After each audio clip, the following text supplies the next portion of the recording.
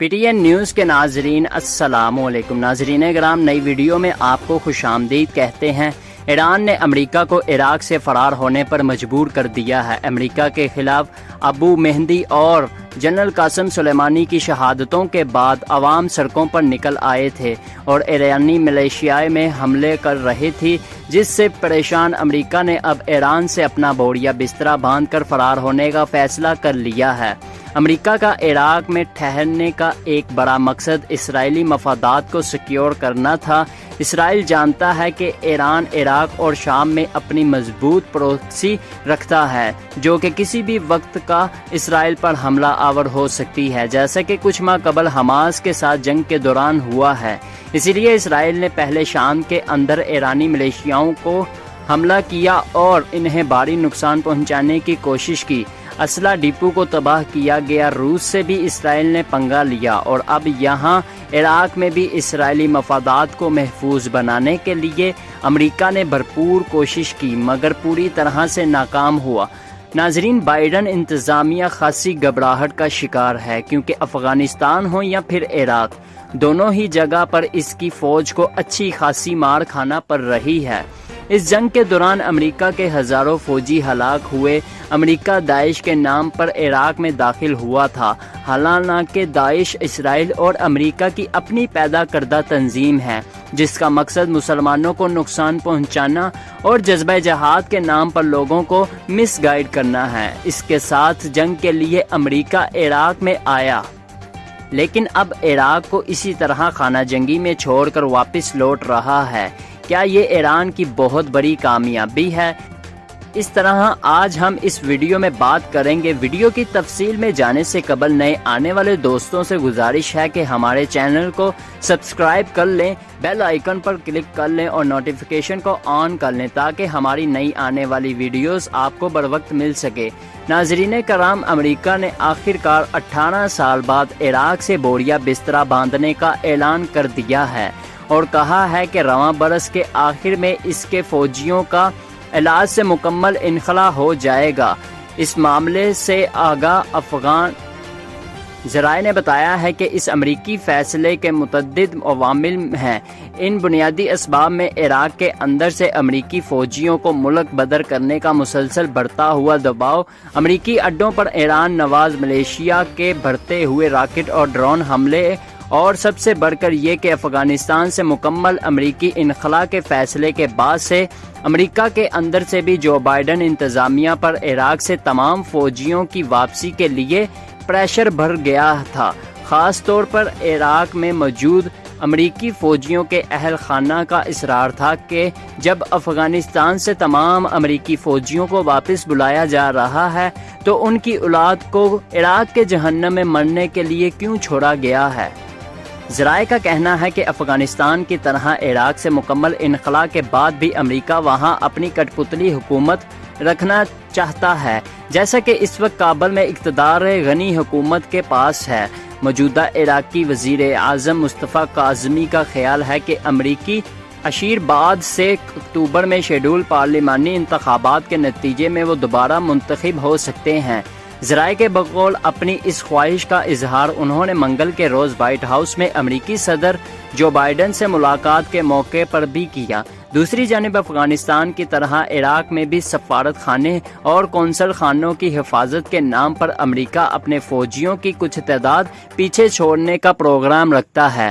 بعض تجزیہ نگاروں کے بقول عراق سے مکمل امریکی انخلا کا فائدہ براہ راست ایران کو ہوگا، جس نے ایران میں اپنی مضبوط ملیشیا قائم کر رکھی ہے، جبکہ عراقی سیکیورٹی اسٹیبلشمنٹ کے اندر اور پارلیمنٹ میں بھی اس کے اتحادیوں کی ایک طاقتور آواز موجود ہے۔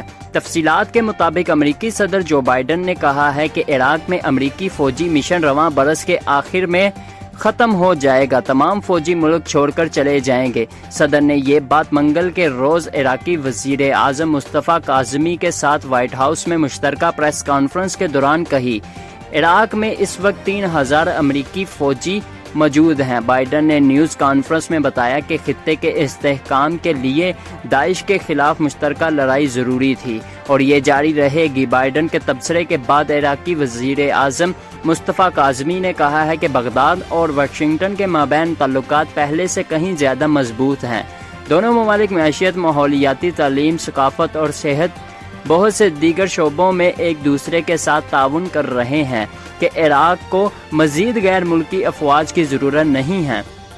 ناظرین کرام، ذرائع کا کہنا ہے کہ رواں برس کے آخر تک بچے کچے امریکی لڑاکا فوجیوں کے ساتھ رات میں موجود 1000 سے زائد پرائیویٹ کے ٹھیکیداروں کی واپسی بھی ہو جائے گی۔ بائیڈن انتظامیہ افغانستان کی طرح عراق میں بھی اپنے سفارتکاروں کے تحفظ کے لیے فوجیوں کی کچھ تعداد برقرار رکھنا چاہتی ہے۔ ان فوجیوں کو بغداد میں امریکی سفارت خانے اور بصرہ اور ارابیل کے قونصل خانوں کی حفاظت پر مامور کرنے کا پلان بنایا گیا ہے۔ قارئین کرام کی اسٹیبلشمنٹ اور پارلیمنٹ میں موجود طاقتور ایران نواز عناصر پچھلے برس سے مصطفیٰ کاظمی کی تقرری کے مسلسل مخالفت کرتے چلے آ رہے ہیں۔ تاہم مصطفیٰ کاظمی امریکی تعاون سے اپنے اقتدار کو طویل کرنا چاہتے ہیں۔ رات میں رواں برس اکتوبر میں پارلیمانی انتخابات شیڈول ہیں، جس میں کونسل کے 328 ارکان کو منتخب کیا جائے گا اور بعد ازاں یہی ارکان عراقی صدر اور وزیر اعظم کا انتخاب کریں گے۔ گزشتہ برس امریکی فضائی حملے میں ایران نواز عراقی ملیشیا کے رہنما ابو مہدی ایرانی جنرل قاسم سلیمانی کی ہلاکت کے باعث اس مطالبے میں اضافہ ہو گیا تھا، جبکہ عراق پارلیمنٹ نے امریکی فوجیوں کو ملک بدر کرنے کے ہاتھ میں ووٹ دیا تھا۔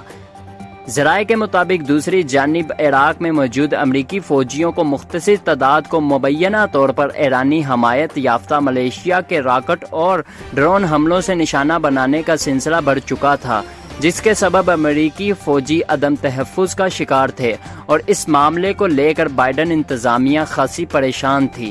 ناظرین گرامی، واضح رہے کہ امریکی صدر نے ایسے وقت میں رات میں اپنے مشن کے خاتمے کا اعلان کیا ہے، جبکہ ایران نواز ملیشیا نے بار بار عراق میں امریکی اڈوں اور مفادات پر حملہ کیا۔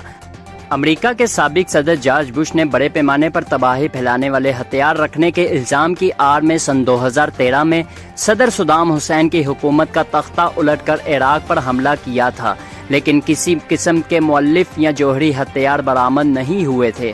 بعد ازاں امریکی اور اتحادی فوج کے خلاف سول اور جہادی جدوجہد کا آغاز ہوا تھا۔ اس کے نتیجے میں آخرکار صدر اوباما نے سن 2011 میں عراق سے اپنے 40,000 سے زائد فوجیوں کے انخلاء کا اعلان کیا تھا، کیونکہ اس وقت تک 4,500 سے زائد امریکی فوجی اس جنگ میں مارے جا چکے تھے، لہٰذا اوباما پر فوج واپس بلانے کے لیے زبردست دباؤ تھا۔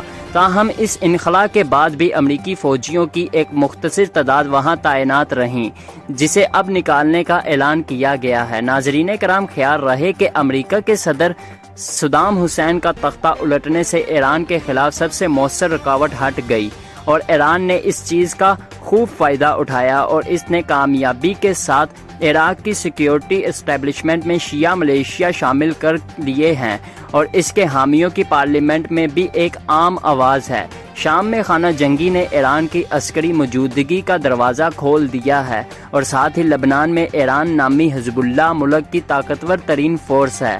ایران قلیل مدتی کھیل کھیل رہا ہے۔ اس کے رہنماؤں کو امید ہے کہ اگر اس سے اپنا دباؤ ظاہری اور خفیہ دونوں میدانوں میں جاری رکھا تو ایک وقت آئے گا کہ امریکہ کے لیے مشرق وسطیٰ میں رہنے کے فوائد کم اور نقصانات زیادہ ہو جائیں گے۔